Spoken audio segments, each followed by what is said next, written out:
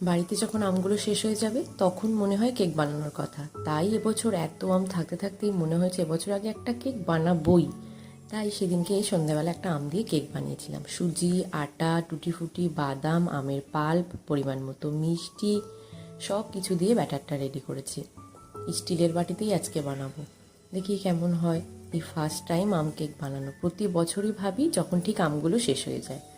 এত সুন্দর কেকটা হয়েছিল খেতে, যেমন মিষ্টি তেমন সুন্দর আমের একটা সেন্ট। এবছর তো খেয়ে সবার ভালো লাগলো, ইচ্ছে আছে প্রতি বছরই বানাবো। এবছরও দু একবার আরও বানাবো। তারপর সন্ধ্যাবেলা চলে গেছিলাম স্টেশনে। আমার ছেলে তো 2-4টে ট্রেন না দেখে কিছুতেই বাড়ি আসবে না। সেদিন যেহেতু একটু বৃষ্টি হয়েছিল তাই তাকে মাথায় টুপি পরানো। স্টেশন থেকে বাড়ি এসে তাকে পড়তে বসিয়েছি। সে এখন একটা ছবি এঁকে এইরকম করে হাতে করে নিয়ে গিয়ে প্যাকেটে করে বলছে আমি ব্লিচিং পাউডার ছড়াচ্ছি। ও আমাকে দেখেছে এইভাবে হাতে প্লাস্টিক জড়িয়ে ব্লিচিং পাউডার দিই, সেটাই ও করছে। কি স্লেটের ওই পেন্সিলের গুঁড়োগুলোকে নিয়ে যা দেখবে সেটাই করে আমাদের দেখাবে।